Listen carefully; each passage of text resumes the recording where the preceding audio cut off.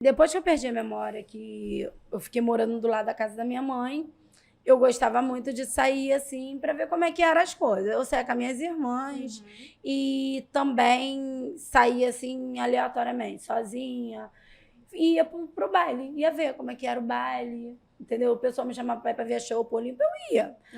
E aí, quando eu saía, eu via que tinha umas meninas que ficavam muito desorientadas, muito perdidas em relação, assim, a como se comportar no lugar. E a gente sabe que, assim, hoje em dia eu não vejo mais tanto, mas uma pessoa de fora vem para a favela, ela tem que saber como é que é a linguagem, a dinâmica, o comportamento. Não dá para namorar com um e namorar com os amigos dele todos no, né? Não dá. Sim. E aí, assim, o único jeito que tinha de conversar com elas era levar elas para um lugar onde não tivesse barulho nem bebida.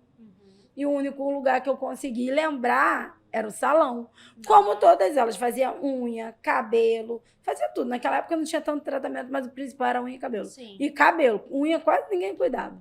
Mas aí eu falei, é o momento certo, é a hora certa de fazer isso. Eu já sei que eu vou fazer, que foi onde eu empreendi em outra área. E eu, é assim, como se fosse o meu primeiro emprego sem a minha avó. Meu primeiro trabalho. Nessa época eu tinha quantos anos? Nessa época eu já tinha uns 24 para 25 anos. Ah, sim. Já tinha cidade. Aí peguei, que eu fiquei 2 anos desorientada totalmente. Esqueceu totalmente a memória. 2 anos. Aí depois eu fiz tratamento e fui melhorando. E aí, no salão, eu conseguia conversar com as meninas, eu orientava, ó, você veio da onde? Eu vim de Cabo Frio, você veio da onde? Eu vim de Ipanema, veio da onde? Eu vim de São Paulo. Eu falava assim, então, aqui, deixa eu te explicar como é que é a regra do jogo, é essa aqui, ó, tá vendo? Então, mas nem meu pai e minha mãe mandam em mim. Eu falei, então, aqui não é lugar pra tu ficar não, filha, não é. Mas eu gosto do baile, então você vem pro baile, dorme lá em casa, ou dorme na casa da minha mãe, que às vezes a minha casa tava cheia. Dorme na casa da minha mãe, que minha mãe não liga. Ela tem colchão pra caramba, tem lençol pra caramba. Só avisar sua mãe e seu pai. Tem que ter o contato deles. E dorme lá em casa. Mas tem uma coisa, pra dormir lá em casa não pode sair com ninguém desse jeito aí que você gosta, não, tá? E aí, nessa época, assim, tinha um pessoal muito nervoso. Sim. E assim, de certa forma, eu atrapalhava. Parecia que eu atrapalhava, mas não estava atrapalhando eles. Eu só queria evitar de ter essa coisa de um comportamento da pessoa incomodar uma outra. Sim. Por falta de comunicação, de não saber como lidar aqui dentro. E aí, com o tempo, as meninas acabou que viu que não dava certo mesmo, a maioria foi embora. Eu só fiquei só com, basicamente, as meninas do Rio de Janeiro. Aí o teleférico chegou, quebrou meu salão. Teu salão era onde aqui no Morro? Então, meu salão era dentro da minha casa, lá na Sabino. Ah, sim. A gente já fazia tudo lá, já saía todo mundo pronta. Já saía de lá pro baile, já todo mundo arrumadinho. Já. Todo mundo arrumadinha.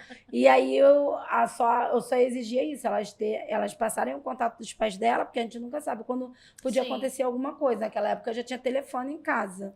Então já dava para entrar em contato com a pessoa.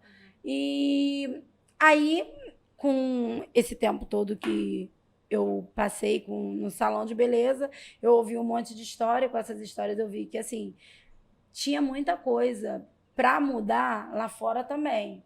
Mas não adiantava eu querer ajudar o mundo se o quintal de casa também estava bagunçado. Sim. Só que eu só fui descobrir que o quintal de casa estava bagunçado quando o teleférico chegou. Sim. Quando eu fui para as reuniões, onde tinha o pessoal que veio falar de política pública, ele falou assim, eu lembro até hoje, no mapa da política pública vocês nem existem. Eu falei assim, como que a gente não existe se toda vez de 2 em 2 anos vocês vêm aqui dentro pedir voto? Pois é. Se nós somos mais de 100 mil moradores e o IBGE contou 60 mil, mas o PAC já contou 150. Eu prefiro acreditar no PAC. Sim. E não são moradores, né? São moradias. Sim. São moradias. Então, ali eu vi que o problema das pessoas no dia a dia, indo na casa de cada um, ouvindo as pessoas, eu vi que o problema delas era maior do que o problema que eu tinha antigamente. Sim. Por quê? Porque eu tinha muito contato, a gente tinha canais de comunicação que já existia Facebook, já existia... o Orkut já tinha morrido, mas existia o Facebook, existia outros meios de comunicação, celular, telefone com fio, que já quase ninguém usa mais. Sim. Mas tinha outras formas de se comunicar, mas o pessoal não tinha informação. Tava, por exemplo, chegasse um curso aqui na Nova Brasília, o pessoal da Central não sabia, o pessoal da Grota não sabia, o pessoal da Alvorada às vezes não sabia. E fora isso, assim, os problemas de documentação, são justamente os problemas que eu vejo que você resolve. Sim. As pessoas não sabiam onde procurar o quê, como fazer, não sabia nada. Muita gente não sabia nem por onde começar. Todo mundo só sabia assim, o RG eu tenho que ter a certidão e procurar, na época, era o Instituto Félix Pacheco, e tirar minha certidão lá. E dali, ela conversava com uma outra pessoa que estava esperando a certidão, a perguntar onde que tirava a carteira de trabalho, a outra perguntava onde que era o CPF, a outra perguntava onde que era o título. E tinha muita gente que nem votava porque não tinha título, que não sabia tirar o título. E aí já tinha todos aqueles benefícios, Bolsa Família, Bolsa isso, Bolsa aquilo, e eu vendo o pessoal perdendo essas oportunidades. Eu falei assim, olha só, se o pessoal tem direito, não importa se a pessoa não precisa.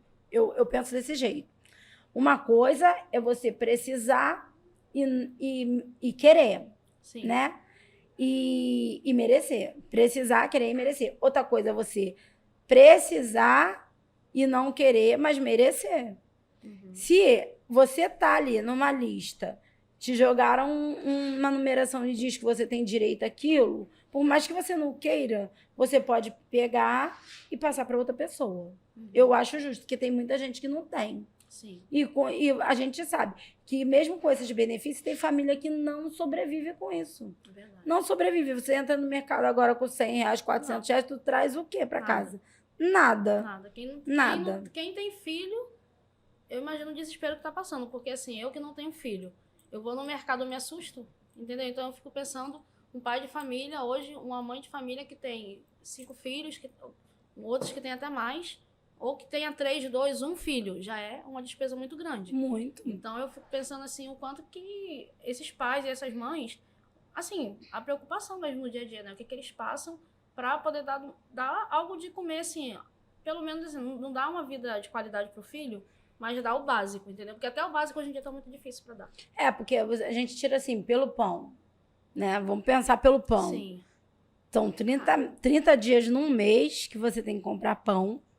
Se for para 2 pessoas, faz os cálculos quanto que dá só de pão. Tá caro. Um pão por dia. Não tô nem falando 2, que tem gente que come 2, 3, igual a minha mãe. Sim. E tem o pão da tarde. Eu tô falando de 1. Faz o cálculo, quanto que dá. Sim. É muito dinheiro. Muito dinheiro. E aí a pessoa também tem outros custos, né? Ninguém come pão puro. Come com manteiga, com café, leva açúcar, gasta gás. Sim. Só para tomar café já é uma luta. A pessoa praticamente trabalha hoje em dia, eu não sei como que eu acho que é a lei da multiplicação dos pães, porque assim, Sim. rende. Como é que esse dinheiro rende? Nem a gente sabe descobrir direito. Pois é. Né? Que bota na ponta do lápis, eu ganho X, mas essas contas deu X? Como é que fiz isso? Como é que fez? A gente não sabe explicar, entendeu? Sobrevive, isso aí, né? Fato. Sobrevive. E tem gente que ainda paga aluguel, ainda tem as outras contas para pagar. É claro, assim, tem as outras despesas, tem a despesa fixa, né? Que são os custos fixos e os custos variáveis. E esses custos variáveis é o que está dando problema. Sim. Porque você vai um dia, a coisa tá um preço, tá parecendo plano real, antes do plano real. Vai um dia tá um preço, chega no outro dia tá outro, e já saiu fora do teu orçamento. Sim. Aí fica difícil. Então, como eu vi o pessoal perdendo muito benefício, eu conversava muito com as pessoas e falava assim, olha, primeiro você tem que tirar sua documentação, depois do seu filho, botar ele na escola. Aí você vai conseguir ter benefício, entendeu? Aí você vai conseguir ter o Bolsa Família, você vai conseguir fazer inscrição para Minha Casa Minha Vida. Então, primeiro você tem que buscar se organizar dessa forma. Sim. Eu não consigo ajudar todo mundo, mas eu consigo orientar para onde vocês podem ir. Primeiro caminho, o CRAS, tá ali, ó, Estação do Alemão. Pode ir lá. Era dentro do Alemão, na Estação do Alemão, né? Era dentro da estação. Agora é embaixo, né? É ali, perto agora do... tá na entrada ali, depois da Grota, ali na Central. Alemão, sim. Na Central, onde era um postinho, né? Isso, onde é um postinho. Aí eu falava pro pessoal, vai lá, pega o teleférico aqui, porque todo mundo ia lá na Palmeira me procurar, porque eu só ficava lá com as crianças e por causa também dos turistas. O pessoal ia lá me procurar e falava, ó, pega o teleférico aqui, tu vai lá, com isso que você tem, essa informação que você tem, que tinha gente que nem certidão tinha, você vai lá, procura uma assistente social, se você não conseguir se comunicar direito com ela, não conseguir explicar a sua situação para ela, você pede para falar com a responsável, que até hoje é a Fátima. Aí pedi para fazer isso. Eu mandei um monte de gente pra lá, nem me conhecia. Fui mandando. Aí o pessoal chegava, às vezes, assistente social não me entendeu. Eu, gente, calma, mas conversa com calma. Porque muita gente para elas atenderem também. Sim, às vezes a sua situação é uma situação um pouco diferente. Ela tem que atender aquela outra que é mais rápido para ela dispensar, que ela te dá uma atenção maior. Porque eu fiquei sentada um tempão lá. Eu falei, calma. Mas é assim, se você fosse em qualquer outro lugar fora do morro, você ia ficar também, ó. Sim. E não ia resolver ali, pelo menos você vai resolver. E aí, com o tempo, a gente vai acalmando a pessoa e tal. Aí eu ia junto, às vezes, para poder a pessoa se sentir assim... Mais segura, mais né? segura. Porque é isso que você falou. Muita gente não sabe explicar. Tem gente que chega aqui, que eu falo assim, peraí. Me conta o que é que você precisa para poder eu entender o que é que ele... Porque nem ele sabe explicar. Aí, quando a pessoa conta mais ou menos o que ela precisa, aí é que eu... Ah, tá, você quer esse serviço. Ah, é isso. Ah, desculpa, eu não soube me expressar direito. Tem muito isso. As pessoas não sabem como falar, o que quer. E aí, tem gente não, que é mais fácil. Mas tem pessoas que não sabem. Exatamente. Entendeu? Como realmente mostrar ali a necessidade dela. Aí, às vezes, eu falo... Eu e a Suzane, eu falo, Suzane, ouve primeiro o cliente, vê a necessidade, tenta entender o que ele quer para poder a gente... E aí tem coisas que a gente faz, outras não, mas pelo menos a gente entendeu o que a pessoa quis, entendeu? Exatamente. Falar isso. E aí, assim, na condição de assistente social, como a pessoa está numa área pública, às vezes ela não consegue dar a atenção que a pessoa quer. Sim. Porque é muita gente procurando, sim. né? E assim, tá ali como uma pessoa pública, e aí tem também aquele estresse. Ah, esse governo que é uma... Que eu concordo, mas a assistente social às vezes não tem culpa. Não tem culpa. Não tem, entendeu? Mas com o tempo o pessoal foi entendendo, aí eu fui atrás do conselho tutelar, chamei, vem cá, tinha um conselheiro que eu gostava muito dele, o Flávio. Vem cá, filho, vem. Você sabe, né? Vem cá, então, olha só, não estamos conseguindo vaga para as crianças não, como é que faz? Ah, eu vou ver nas escolas, tá bom. Mari, não tem nas escolas, a mãe tem que ir na CRE. O dinheiro da passagem, ninguém tem, filho. Como é que faz? Ah, a gente vai arrumar um transporte, tem um veículo. Aí levava na CRE. Na CRE, não tem que voltar na escola, então pega um papel. Eu ia junto com as mães, vamos pegar um papel aqui, provando que a gente veio aqui e elas disseram que tem que voltar na escola. Sim. Que elas não vão conseguir a vaga, porque a lei diz que tem que ter a vaga na escola. Sim. E não pode ser em 10 bairros depois, não. E o Alemão já é um bairro, era pra gente ter escola pra caramba aqui. Eu sempre falei isso. A gente já é um bairro desde 1997. Então, ia lá, fazia isso. Quando a gente via que não tinha jeito, aí, quando a gente conseguia qualquer documento de comparecimento, aí a gente ia para a defensoria.